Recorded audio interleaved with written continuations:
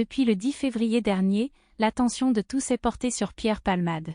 En effet, ce célèbre humoriste a été récemment mis en examen pour homicide involontaire à la suite d'un accident de voiture qu'il a provoqué.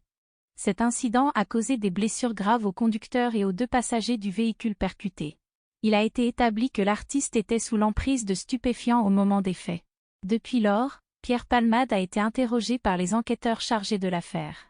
Les médias ont récemment relayé les propos accablants de ses amis, qui admettent avoir été conscients de sa dépendance aux drogues. En témoignage de son amitié passée avec le comédien, Roselyne Bachelot a récemment évoqué leur relation publiquement sur RTL. L'ancienne ministre de la Culture, Roselyne Bachelot, a qualifié cette affaire d'« histoire sordide et glauque », tout en ayant une pensée émue pour les victimes. Elle estime que la notion d'homicide involontaire est intolérable pour les familles des personnes décédées, préférant plutôt parler d'un « homicide routier ». Quant à sa relation avec Pierre Palmade, elle l'a décrit comme une simple « connaissance des grosses têtes », sans préciser avoir été amie avec lui. Elle affirme également n'avoir jamais vu Pierre Palmade dans un état anormal lorsqu'ils travaillaient ensemble, ajoutant que le comédien n'était présent que lorsqu'il était en forme pour travailler.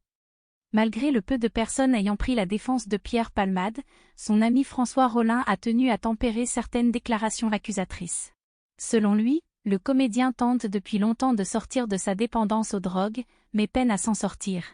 François Rollin se décrit alors comme un père qui lui a parlé avec fermeté de la nécessité d'arrêter sa consommation, tout en essayant de le soutenir. Cependant, Pierre Palmade a rechuté à plusieurs reprises, comme l'a relaté François Rollin.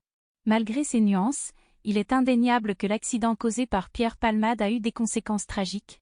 Avec la perte de la vie d'un enfant à naître et des traumatismes corporels graves pour les autres personnes impliquées.